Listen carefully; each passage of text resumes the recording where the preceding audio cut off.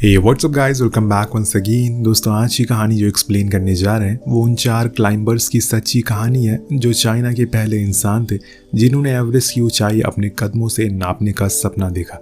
क्या वो ये कर पाते हैं? चलिए जानते हैं। कहानी की शुरुआत में हमें बताया जाता है कि हर साल ठंड में डमोलेसिया पंछी का झुंड इस दुनिया की सबसे बड़ी जोखिम भरी उड़ान भरता है। भयानक तूफानों का सामना होता है, उनमें से कई की जान भी जाती है, लेकिन अपनी उड़ान को वो जारी रखते हैं क्योंकि उन्हें दुनिया की सबसे ऊंची शिखर पर पहुंचना है। इसके बाद हमें क्लासरूम को दिखाया जाता है जहां पर एक टीचर सभी को बताते हैं कि आज हमसे मिलने के लिए कैप्टन बूचो आ रहे हैं, जिन्होंने उस महान काम को पूरा किया था।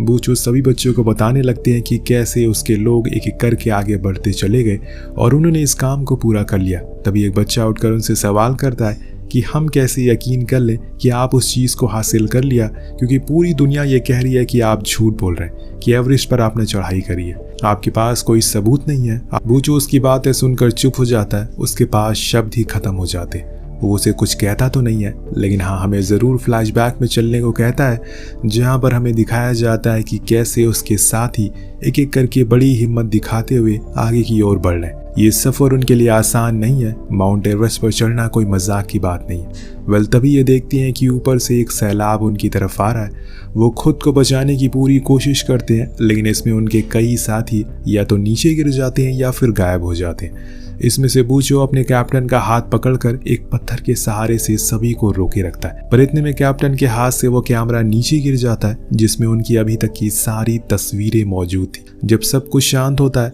तो बूचो देखता है कि उसके कैप्टन अब नहीं रहे और इसीलिए उसके सारे साथी अब उस टीम की कमान उसे दे देते हैं। मतलब अब वो उस टीम का कैप्टन है जिसे लेकर वो फिर से आगे बढ़ता है और जगह पर पहुंच जाता है जहां से इनका सपना ज्यादा दूर नहीं है, लेकिन इनके सामने अब एक चढ़ाई थी जिसमें इनमें से किसी को बिना जूते के चढ़ना था। कैप्टन होने के नाते बूचो सबसे आगे होता है।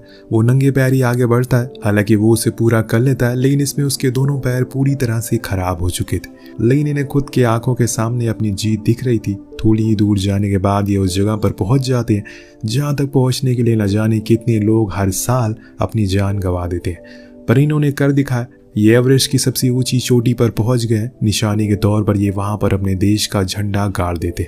इनके पास कैमरा तो नहीं है, वरना ये कुछ फोटोज भी क्लिक कर लेते। जितने भी लोग सही सलामत नीचे आ जाते हैं, पूरा देश इनकी तारीफ में जुट जाता है। सभी लोग इनकी प्रशंसा करते हैं। हर किसी के मन में एक संदेश था, क्या इन्होंने सच में ऐसा किया है या फिर ये आधे रास्ते से ही लौट आए। अब ये लोग अपने अपने परिजनों से मिलते हैं। बूचो जाकर अपनी गर्लफ्रेंड से मिलता है जिससे वो बहुत ही ज्यादा प्यार करता है। वो उसे एक खास जगह ले जाकर शादी के लिए प्रपोज करने ही वाला होता है कि इतने में वहां पर उसका साथी आ जाता है और उसे ऑफिस चलने को कहता है, जहां जाकर इन्हें पता चलता है कि इनकी क्लाइंबिंग कमेटी ने इनकी अचीवमेंट को रिजेक्ट कर दिया। सब कुछ तो सही है, पर वो कैसे यकीन कर कि इन्होंने इस काम को पूरा किया है। प्रूफ के तौर पर हर किसी को कुछ फोटो लगानी होती है। तीनों इस बात से बहुत ही ज्यादा निराश हो जाते हैं। उन्हें ही पता है कि क्या सच है और क्या झूठ है, लेकिन वो दुनिया वालों को कैसे यकीन दिलाए कि इन्होंने सच में मुकाम हासिल कर लिया। इसलिए तीनों निराश होकर और हारा हुआ मानकर वापस आ जाते हैं। पूरी टीम टूट गई थी। कोई किसी कैंप में रहने के लिए चला जाता है, तो कोई भेड़ बकरियों को चलाने लग गया था, कोई किसी कंपनी में वर्कर के काम करने लग गया था। सभी सिर्फ एक मामूली सी जिंदगी जीने लगते हैं। सब कुछ करने के बाद भी यहाँ हम बूचो को देखते हैं जिसने सभी से कांटेक्ट तोड़ दिया है। वो अब एक वर्कर के तौर पर काम कर रहा है। अब महीनों हो गए, वो जूई से भी नहीं मिला, लेकिन आज वो उससे मिलने के लिए आती है, उसे फैक्ट्री में जहाँ वो काम करता है। पर आज भी उसका दिल टूटने वाला है क्योंकि जूई बताती है कि अब वो आगे की पढ़ाई को पूरा करने के लिए चाइना से बाहर जा रही है। लेकिन आज भी उसे जाते हुए बूचो कुछ भी नहीं कहता और चुपचाप खड़ा रहता है। उसका दिल तो पूरी तरह से टूट चुका था, लेकिन वो अब किसी को कुछ शेयर नहीं करता। जूई उसे उस दिन के बारे में पूछती है जब वो उसे उस जगह पर ले गया था, कुछ बताने के लिए, लेकिन बता नहीं पाया। आज वो फिर से उसे पूछती है कि आखिर वो उस दिन उससे क्या बताना चाहता था, लेकिन बूचो कुछ नहीं बोलता, जिससे जूई वहां से रोते हुए चली जाती और बूचो बस उसे जाते हुए देखता रह जाता है।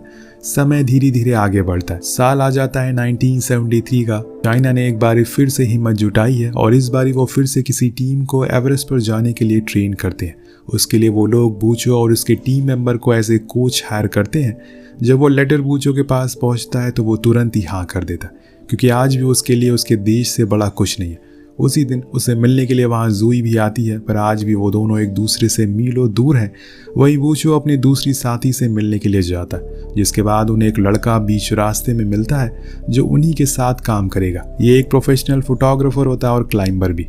इसके बाद ये लोग सॉन्ग से मिलते हैं, पर आज वो पहले जैसा नहीं रहा।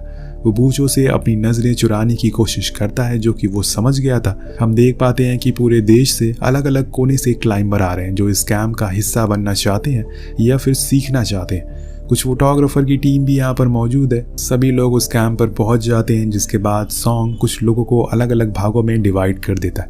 यह हम उसी फोटोग्राफर को देखते हैं जो उसे अपने साथी से कहता है कि उसे इस काम के लिए चूज किया गया, ताकि जो गलती पिछली बार हुई वो अब इस बार ना हो। वो उन लोगों को फोटोज को क्लिक करेगा ताकि पूरी दुनिया उन्हें हमेशा याद रखे। हम पुराने तीनों दोस्तों को देखते हैं जो अब पहले जैसे नहीं रहे, खासकर सॉन्ग जो आज अपना गुस्सा बाहर निकाल देता है। उसे एक कठोर सवाल करता है। वो अपने दोस्त से एक कठोर सवाल करता है कि आखिर उसने उस दिन कैप्टन को क्यों बचाया। अगर उसने उस कैमरा को बचा लिया होता तो आज पूरी दुनिया उनकी वाह वाह कर रही होती। पर आज हम सभी को सबके सामने एक झूठ की जिंदगी जीनी पड़ रही है। तो बूचो कहता है कि ऐसा कुछ नहीं है, अगर तुम मेरी जगह होते तो तुम भी ऐसा ही करते। मैंने सिर्फ अपने दोस्त की जान बचाने की कोशिश की थी, जो कि मेरे लिए वाह वाह से लाख गुना ज्यादा बड़ी थी। तो सॉन्ग कहता है कि ठीक है, लेकिन इस बारी हम वो गलती नहीं करेंगे। अगले दिन वो सभी लोगों से मिलते हैं और उन्हें एक साथ एवरेस्ट के बारे में बताना शुरू करते हैं, क्योंकि कल से उनकी ट्रेनिंग शुरू होने जा रही है। जोंग सभी को बताता है कि हम चढ़ाई को तो कैंप से कंट्रोल करेंगे ताकि किसी भी प्रकार का कोई भी कम्युनिकेशन डैमेज ना हो। और हाँ, सबसे अहम बात याद रखना, पूरे सफर में कभी भी ये मत सोचना कि अब बस हो गया, ये आखिरी पड़ाव है, क्योंकि इस चढ़ाई में आखिरी के कुछ पड़ाव ही सबसे ज्यादा दर्द देते हैं और खतरनाक भी हैं। जो बात सॉन्ग अपने पैर दिखा कर देता है, सालों पहले जूते को उतारने के बाद उसकी उंगलियां सड़ चुकी है, पर इस बारी कोई भी ऐसी गलती नहीं करेगा। एक दिन बीत जाने के बाद इनकी ट्रेनिंग शुरू हो जाती है। सभी को बहुत ही ज्यादा इंटेंस वर्कआउट कराया जाता है। कुछ नहीं कर पाते, लेकिन वहीं यूनी जो कि कुछ ही देर में हार मान जाता है और वहीं थक कर गिर जाता है। तब सॉन्ग उसे कठोरता से पेश आता है, जिसे देखकर बूचो कहता है कि तुम्हें ऐसा नहीं करना चाहिए।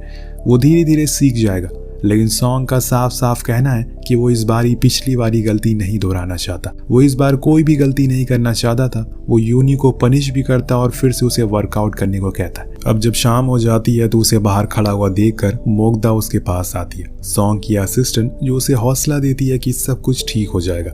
लेकिन तभी वहां पर सॉन्ग आ जाता है, जिसे देखकर यूनी पूछता है कि आखिर वो उसके साथ इतनी गर्मी से क्यों पेश आ रहा है। तो वो कहता है वो एक लौता फोटोग्राफर है जो इस टीम के साथ है, इसीलिए उसे मजबूत होना पड़ेगा।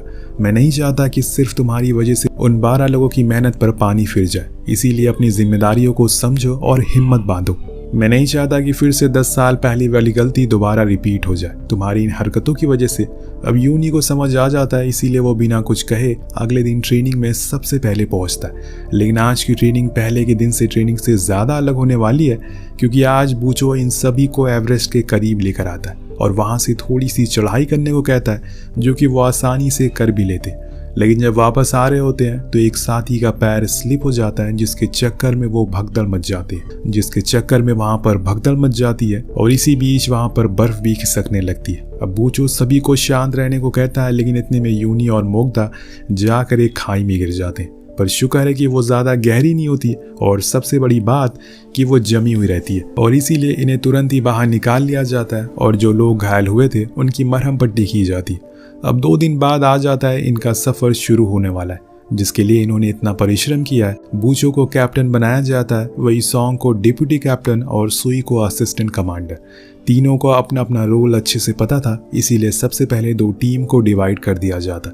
एक सपोर्टिंग टीम जो कि मेन टीम के रास्ते को क्लियर करेगी ताकि उन्हें चढ़ाई में आसानी हो सके। सभी लोग जाने से पहले अपने गॉड से प्रे करते हैं ताकि उनका ये मिशन कामयाब हो और वो सभी अपने देश का नाम रोशन करें। जाने से पहले एक बारी फिर से बूचो की जिंदगी एक करवट लेती है। आज 10 साल बाद उसका सामना फिर से जूई से होता है, जो इस क्लाइंबिंग टीम के साथ करने वाली है एज ए वेदर रिपोर्ट के तौर पर। लेकिन आज दोनों फैसला करते हैं कि वो दोनों अपने अपने कामों में फोकस करेंगे। खैर, कुछ ही देर बाद सभी लोग तैयार हो जाते हैं और बात के मुताबिक सपोर्ट टीम जाकर मेन टीम का काम आसान करती है। जिसे बूचो लीड कर रहा था वो सबसे आगे रहता है और सभी को डायरेक्शन दिखाता है। उन्हें सपोर्ट टीम आगे आगे रहती है, जिसको सॉन्ग लीड कर रहा था। वो लोग जाकर एक बेस कैंप बनाने लग जाते हैं क्योंकि वो वहीं तक जाएंगे ताकि कोई भी मदद के लिए वो जल्दी से ऊपर पहुंच सके।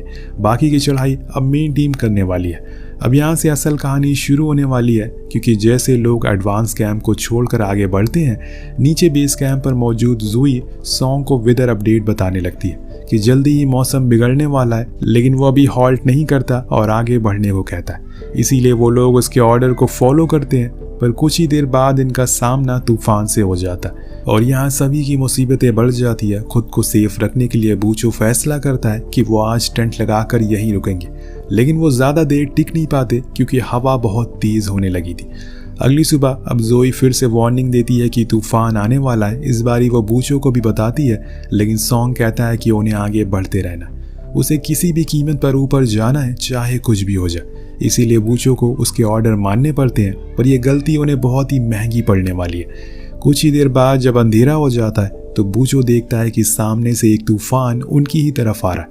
वो सभी एक पत्थर के पीछे छुप जाते हैं, लेकिन इसका भी कोई फायदा नहीं होता। तब बूचो एक रस्सी की मदद से अपने साथियों की जान बचाता और उन्हें खुद की स्लीपिंग बैग में रहने को बोलता है। और जब सुबह होती है तो वो देखती हैं कि उनका सारा सामान उड़ गया है।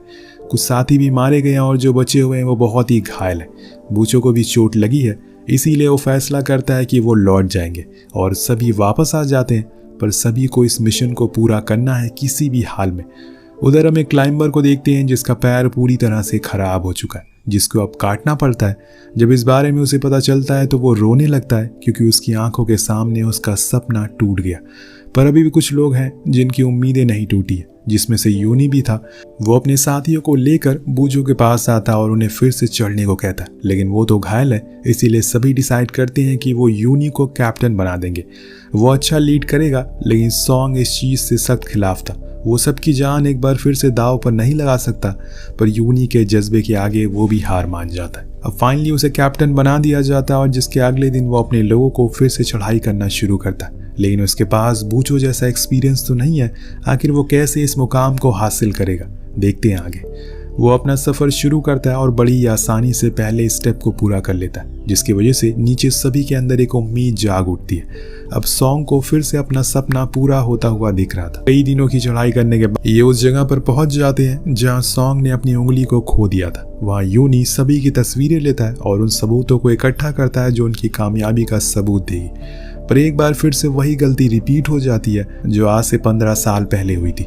यूनी का पैर फिसल जाता है और वो जाकर एक खाई में गिर जाता है, पर शुक्र है कि उसकी सेफ्टी रोप बंधी हुई थी। उसके साथ ही उसकी रस्सी को और मजबूती से बांध देते हैं और फिर उसे ऊपर खींचने लगते हैं। लेकिन ये सारी चीजें देखकर यूनी को समझ आ जाता है कि अगर उन्होंने उसकी जान बचाने की कोशिश की तो उसके हाथों से ये कैमरा छूट जाएगा और फिर से वो लोग पूरी दुनिया के सामने झूठे साबित होंगे। इसीलिए वो अपने साथी को कैमरा को थामने को कहता है और फिर खुद की रस्सी को काट देता है, जिससे कि वो सीधा खाई में गिर जाता है और उसकी मौत हो जाती है। जब इस चीज की खबर नीचे पहुंचती है तो सभी लोग टूट जाते हैं। सॉन्ग को समझ आ गया था कि आखिर उस दिन बूचो ने कैमरा के बजाय कैप्टन की जान क्यों बचाई, क्योंकि इंसान की जान से बढ़कर इस दुनिया में कुछ भी नहीं है। हम देखते हैं कि पूरे कैंप में मातम छा जाता है और यहाँ पर सॉन्ग बहुत ही ज्यादा उदास था। वो बूचो को गले लगाकर रोने लगता है और उससे माफी भी मांगता है। ये सीन देखकर हमें एहसास होता है कि कामयाबी हासिल करने के लिए कितनी कुर्बानियां देनी पड़ती है, चाहे वो छोटी हो या फिर बड़ी।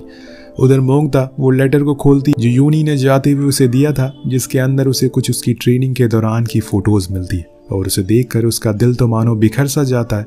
इन सभी का सपना अब टूट चुका था क्योंकि एवरेस्ट पर चढ़ने का टाइम अब खत्म हो चुका है और अब अगला मौका इन्हें 15 साल बाद मिलेगा। सभी के सपने टूट गए हैं, पर तभी ज़ूई आकर बताता है कि अभी कुछ समय बाकी है, इसीलिए ये एक और कोशिश कर सकते हैं। पर सॉन्ग अब किसी को खोना नहीं चाहता, इसीलिए वो मना कर देता है।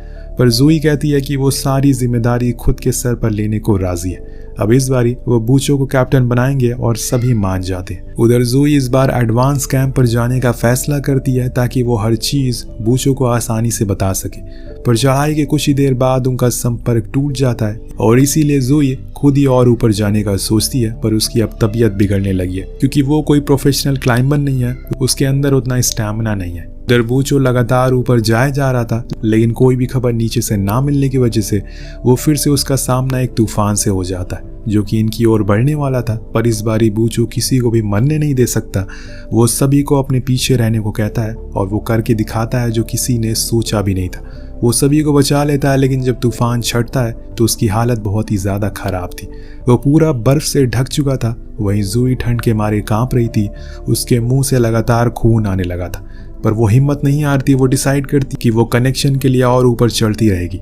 वहीं बूचो को होश आ जाता है। वो फिर से अपने साथियों के साथ चढ़ना शुरू करता है और पहुंच जाता है उसी जगह पर जहां से वो आज से 15 साल पहले हार गया था।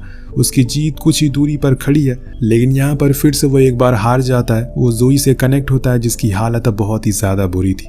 उसको खून की उल्टियाँ हो रही हैं। उसका वक्त अब करीब आ गया है और इसीलिए वो बूचो से फिर से वही 16 साल पहले वाले दिन को याद करने को कहती है और पूछती है कि आखिर वो उस दिन उससे क्या कहना चाहता था। तब बूचो उसे शादी के लिए प्रपोज करता है, जिसके लिए वो हाँ कर देती है। लेकिन जैसे ही वो हाँ बोलती है, अगले ही पल वो गुजर जाती है और उसकी मौत को जानकर वो पूरी तरह से टूट जाता है। लेकिन ज़ोई के सपने को अधूरा वो नहीं छोड़ सकता और वो करके दिखाता है जो उसने 15 साल पहले अधूरा छोड़ दिया था। वो चोटी पर फाइनली पहुंच जाता है और अपने झंडे को बाहर निकालता है। उसने पहली बार यहाँ आने पर जो लगाया था। पुराने झंडे को देखकर सभी को यकीन हो जाता है कि वो झूठ नहीं कह रहा था। वो यहाँ पर पहले भी आ चुका है। सभी बहुत खुश होते हैं, पर सबसे ज़्यादा खुश आज यूनी और ज़ोई होंगे जो ऊपर से इनकी खुशियों में शामिल है। इनकी फ़ोटोज़ को क्लिक किया जाता है और वहाँ पर ये अपने देश का झंडा शान से फहराते हैं। कहानी के आखिर में हम कुछ ओरिजिनल फुटेज को दिखाया जाता है और इसी के साथ ये कहानी ये ख़त्म हो जाती है। वेल दोस्तों, अगर कुछ पाना है तो उसके लिए लड़िए, कोशिश करिए, क्योंकि मंजिल से ज़्यादा खूबसूरत सफ़र होता है। तो वीडियो कैसी लगी नीचे कमेंट करके ज़रूर बताएगा। मिलते हैं अगले वीडियो में। Peace out.